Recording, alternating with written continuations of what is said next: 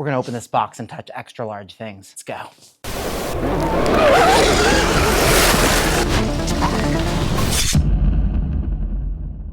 In this beautiful box is the ETM RTR XL, and they have finally landed. They're here at our shop, and we're gonna put one together. We're gonna show you what they look like, what they're about, and give you some setup tips. So let's jump straight into it and find out what the ETM RTR XL is all about.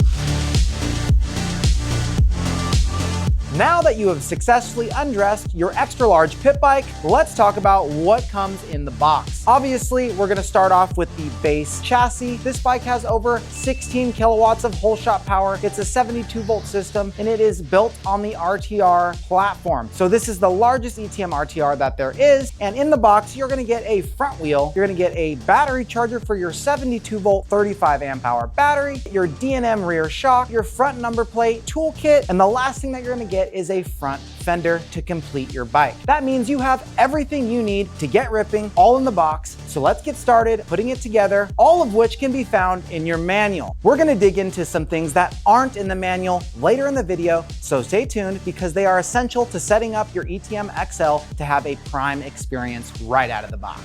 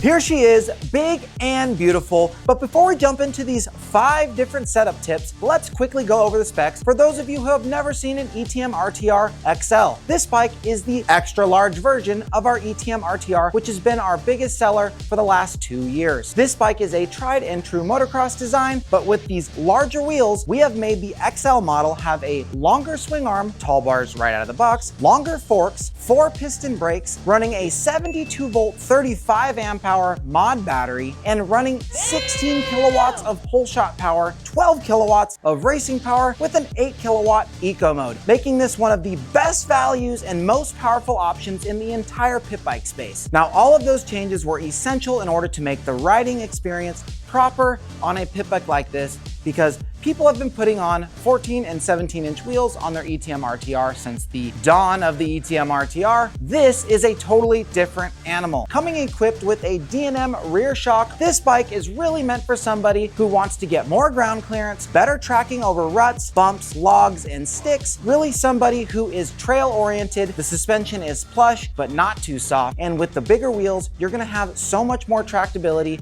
You're gonna have so much more stability. And that is exactly what this bike specializes in. It truly lives up to the name, the electric trail machine, for those of you that didn't know what ETM stands for. With all those things in mind, we know that this thing is awesome right out of the box. Let's jump into 5 tips that are gonna get this thing even more dialed for your first ride. The first thing that we're gonna do is tighten the rim locks. ETM RTR XL has rim locks right out of the box. We need to make sure they're tight before we ride.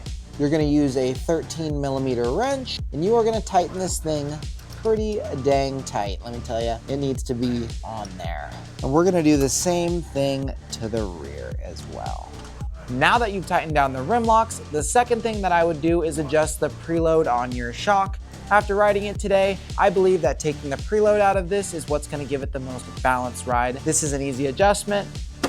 Loosen this top collar. Once this top collar is free. Then we can spin the lower collar, which will release some of the tension. So we don't want it jiggling around like that. So we're just tightening it up a little bit. And we take our flathead gently, because we don't want to scratch it. If you have a spanner wrench, you can use that. That's it.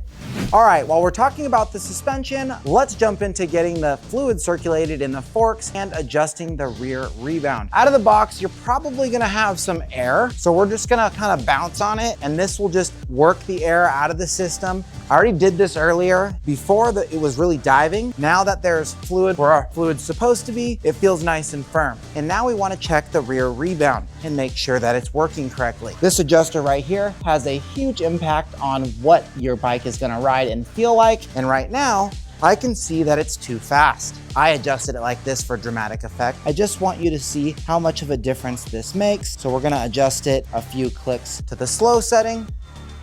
And now you can see it's much more mellow. This is very important. You want the bike to feel balanced. When you put your weight on it on the foot pegs, you want it to come down and up at the same rate in the front and rear. And this is gonna allow you to fly very evenly and smoothly off the lip of jumps and just have a good balance on the bike. Last thing about the suspension is the fork height. Now, personally, I like a little bit more rake, and I think it makes the bike handle just a little bit better. So I'm gonna push the forks as far down as they can go, and that's gonna give us just a little bit more front height and a little bit more rake. What we need is an Allen. Now I'm just going to push this down just flush like so. And yes, that little bit makes a noticeable difference. You can actually feel it. I know, it's crazy. Not too tight on the bottom clamps, but pretty snug. We don't want to pinch this tube too tightly. Tight, but not gorilla strength tight. So same thing on this side. Now that we've loosened it, we just slide them down to where they're flush with the top. That little bit is gonna make a noticeable improvement, at least in my riding bones. I believe that is the case. And lastly, let's make sure the bars are set up correctly. And when I say that, I mean our bars and bar controls. It's all about the angle of the fangle. We want our bars zeroed out, or maybe slightly swept back, so slightly negative. My recommendation is 0. That means that the bar is in line with the fork. This is incredibly important. And then after you've done that, you wanna make sure that your brakes aren't flat, level, or upwards. They need to be kind of down at an angle, because this is the angle that your wrists and arms sit at when you're riding. So we want to make sure we adjust this so you're not bending your wrist back to grab your brake. If we move the brake lever down, we're just gonna have a much more ergonomic grip, and this is gonna help us with brake control and fatigue. You'll also notice that the switch should be turned the same way. So while you're in there, do that too. That's it, we're all done, and she's ready to rip. So make sure you put at least a 15 PSI in each tire, and you get out there and you bed your brakes. The brakes are gonna take a couple of hard stops. I'd give it a day. This thing is crazy powerful, so be careful, protect yourself, have fun, and stay tuned for our next videos where we're gonna go in depth on more details about the ETM RTR XL, why it's different, why it's good, who it's for, and how to set it up even more properly than this video. That's all I got. See you next time. I'm out of here.